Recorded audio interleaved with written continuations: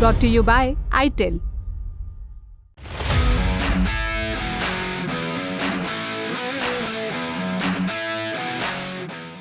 कुछ 500 साल पहले टेलीग्राफ और टेलीफोन की खोज से बहुत पहले की बात है। आगरा में अकबर के बेटे सलीम का जन्म होने वाला था। सलीम जो आगे चलकर जहांगीर बने, लेकिन राजा अकबर आगरा से 500 किलोमीटर दूर एक दूसरे शहर में थे। फिर भी उनके बेटे के पैदा होने की खबर 2 घंटे 20 मिनट से भी कम वक्त पर पहुंचा दी गई। कैसे? पत्रकार बालकृष्ण पांडे और शिव कुमार दुबे की किताब प्रयाग दर्शन के मुताबिक जून 1569 में अकबर को एक सैन्य बढ़त के सिलसिले में तब के इलाहाबाद में होना था, लेकिन वो अपने बच्चे के जन्म के बारे में फौरन जानना चाहते थे। फिर पिक्चर में आते हैं नवरत्नों में से एक राजा टोडरमल, जिन्होंने एक तरकीब निकाली। आगरा और इलाहाबाद के बीच 1-1 मील की दूरी पर मिट्टी के टीले बनवाए, उनके ऊपर ढोल बजाने वाले लोग तैनात किए। बकौल प्रयाग दर्शन प्लान कामयाब रहा और 2 घंटे 20 मिनट से भी कम समय में बेटे के जन्म की खबर अकबर तक पहुंचा दी गई। होने वाले बेटे को छोड़कर अकबर जिस खास जगह थे, वहां उन्होंने किला भी बनवाया, जो इलाहाबाद अकबर किले के नाम से जाना जाता है। इसके बारे में अबुल फजल अकबरनामा में लिखते हैं, लंबे समय से अकबर की ये इच्छा थी वो पियाग यानी प्रयाग नगर में एक महान शहर की स्थापना करे, जहां गंगा और यमुना नदियां मिलती हैं। इस स्थान को भारत के लोग श्रद्धा के साथ देखते हैं। यह स्थान तपस्वियों के लिए एक तीर्थ स्थल है।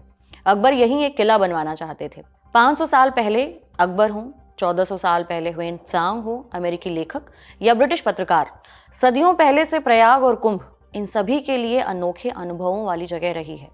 यहाँ के बारे में तमाम विवरण भी इन्होंने लिखे, जिनके सहारे हमें पता चलता है कि सालों पहले कुंभ कैसा होता था। चलिए आज के एपिसोड में इन्हीं किस्सों का जिक्र करते हैं।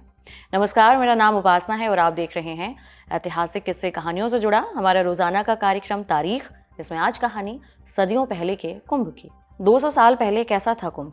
अपनी किताब कुंभ सिटी प्रयाग में डॉक्टर S.K. दुबे 1822 में हुए कुंभ के बारे में लिखते हैं।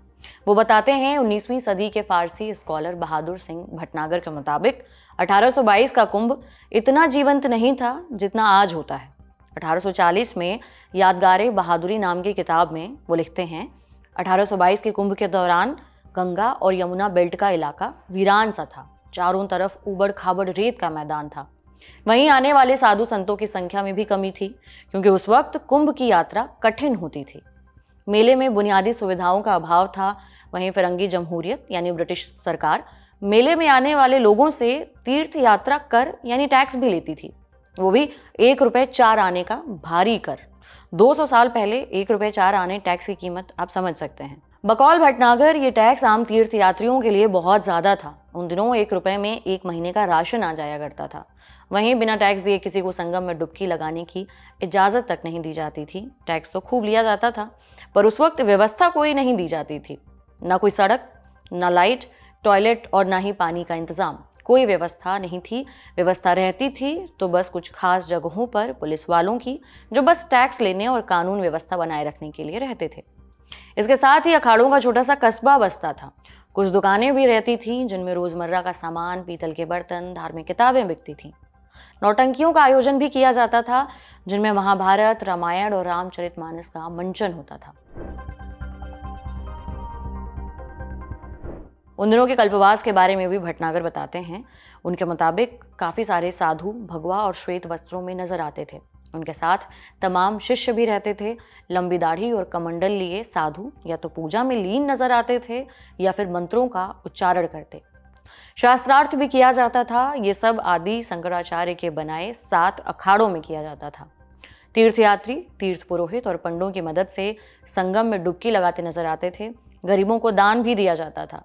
व्यवस्था के नाम पर ब्रिटिश सरकार तगड़ा टैक्स भी लेती थी। नाविकों, नाइयों, फेरी वालों और टेंट की जगह सबसे टैक्स जमा किया जाता था, जो कि ब्रिटिश खजाने में जाता था। हालांकि उस वक्त कितने यात्री कुंभ में आते थे ये अंदाज़ा लगाना भी मुश्किल है, लेकिन रास्ते में लुटेरों का डर, बैलगाड़ी, घोड़ा गाड़ी, ऊंट और हाथी वगैरह में यात्रा की दिक्कतों को देखते हुए कह सकते हैं ये संख्या कुछ हज़ारों में रही होगी।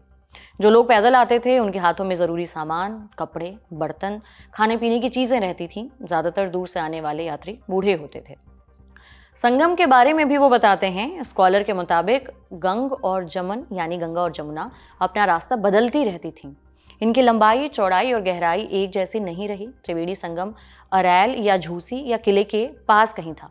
वो ये भी कहते हैं कि अदृश्य सरस्वती का सोर्स एक कुंड में था, जो कि किले के दक्षिणी इलाके में झाड़ियों के बीच छिपा था। उन दिनों में पूजा और तीर्थ की जगहों की बात करें तो भारद्वाज आश्रम, अक्षयवट, नाग वासुकी, बड़े हनुमान जी, वेड़ी महादेव मंदिर, पातालपुरी और समुद्र कूप प्रमुख थे। अब चलते हैं इससे 50 साल बाद के कुंभ में। 1870, तब का इलाहाबाद। गंगा यमुना के संगम में एक बार फिर जमावड़ा लगा था। भारत के तमाम कोनों से यात्री आए थे। कुछ नदी किनारे अपना सिर मुंडवा रहे थे। मान्यताओं के मुताबिक गंगा में प्रवाहित एक बाल के बदले 10,000 जन्मों के दुखों से मुक्ति मिलती। ब्रिटिश पत्रकार E.L. ब्राउन, जिन्हें 1870 के कुंभ को कवर करने की जिम्मेदारी दी गई थी, वो ये नज़ारा देख रहे थे। वो बताते हैं, मान्यताओं के अनुसार यात्रियों को पहले त्रिवेणी के आराध्य वेड़ी माधो को नारियल चढ़ाना चाहिए, लेकिन ये परंपरा कम देखने को मिलती। प्रयागवाल या स्थानीय पुरोहित आने वाले यात्रियों को तीर्थ की जगहों पर ले जाते, जहां मुंडन किया जाता था। ज़्यादातर लोगों का पहला ठिकाना नाऊबाड़ा होता था, जहां वो सिर झुकाए अपने बालों के साथ अपने यकीन में पापों से भी मुक्ति पाते थे। इसके बाद ही वो संगम में डुबकी लगा सकते थे। हालांकि प्रयाग के स्थानीय निवासियों को इस मामले में छूट थी। वहीं जिन लोगों के पिता जीवित होते वो सम्मान में मूंछ नहीं मुंडवाते। दूसरी तरफ दक्षिणी प्रांतों से आने वाली महिलाएं पूरी तरह अपना सिर मुंडवाती थीं, चाहे उनकी शादी हुई हो या नहीं। 1879 में ब्राउन लिखते हैं, आमतौर पर नाई की फीस 1 या 2 पैसे होती है। कटे हुए बाल जो कभी ठेके पर बेचे जाते थे या रेत में दफना दिए जाते थे, अब वो बंडलों में बांधकर नदी के गहरे हिस्से में ले जाए जाते हैं और फेंक दिए जाते हैं, क्योंकि बालों को अशुद्ध माना जाता है। मुंडन के बाद अगला काम स्नान का होता था। ज़्यादातर लोगों के लिए ये सरल प्रथा थी, जिसके बाद वो प्रयागवाल को कुछ पैसे दक्षिणा में देते थे। हालांकि जो लोग कुछ बड़ा चढ़ावा देना चाहते थे, उनके लिए प्रथा कुछ अलग थी। बकौल ब्राउन, पूजा के वक्त यजमान अपने दाहिने हाथ में धन, बकरी या घोड़े का कान, गाय की पूंछ या फिर हाथी का दांत रखते थे। पंडा प्रार्थना के साथ ये भरोसा दिलाते कि उनकी खास इच्छा पूरी होगी। ब्रिटिश पत्रकार के अलावा जाने माने अमेरिकी लेखक मार्क ट्वेन भी कुंभ में शामिल हुए थे। ये वही मार्क ट्वेन हैं जिनकी टॉम सायर की कहानी शायद आपने पढ़ी हो। अमेरिकी लेखक दोस्ती के सबसे बड़े दूत कहे जाने वाले मार्क ट्वेन तब के इलाहाबाद आए। साल था 1895। हालांकि उस वक्त के स्थानीय रिकॉर्ड्स में इस यात्रा का जिक्र नहीं मिलता है, ना ही तब के प्रयाग से छपने वाले इकलौते डेली इंग्लिश न्यूज़पेपर में इसका कोई जिक्र मिलता है, जो कि अपने आप में ताज्जुब की बात है। हालांकि मार्क खुद इस बात से दुखी थे कि उन्हें सिविल लाइन्स इलाके में रहना पड़ा और वो लाखों की भीड़ भाड़ वाले इलाके में रहने का सौभाग्य नहीं पा सके। वो लिखते हैं, इलाहाबाद मतलब ईश्वर का शहर। ये शहर बड़े घरों और रास्तों का है, आराम और विलासिता से भरा। इसके बाद मार्क अकबर के किले को देखने भी गए, उसके बारे में भी लिखा। अपनी इस यात्रा के बाद वो भारत के बारे में लिखते हैं, ये है भारत, सपनों और रोमांस की भूमि, अपार धन और अपार गरीबी की भूमि, वैभव और चीथड़ों की भूमि, अकाल और महामारी की भूमि, महलों और झोपड़ियों की भूमि, कोमल व दैत्य जैसे व्यक्तित्वों और अलादीन के चिरागों की भूमि, बाघों और हाथियों, नागों और जंगलों की भूमि। ये वह देश है जहाँ 100 जातियाँ और 100 भाषाएं हैं, कई धर्म और 2 लाख देवता हैं। मानव जाति का पालना, मानव भाषा का जन्मस्थान, इतिहास की जननी, दंत कथाओं की नानी, परंपराओं की परदादी, यह वह एकमात्र देश है जो विदेशी राजकुमार और किसान, फटेहाल और अनपढ़, बुद्धिमान और मूर्ख, अमीर और गरीब, बंधुआ और स्वतंत्र, सभी को ना भूलने वाले आकर्षण से बांधता है।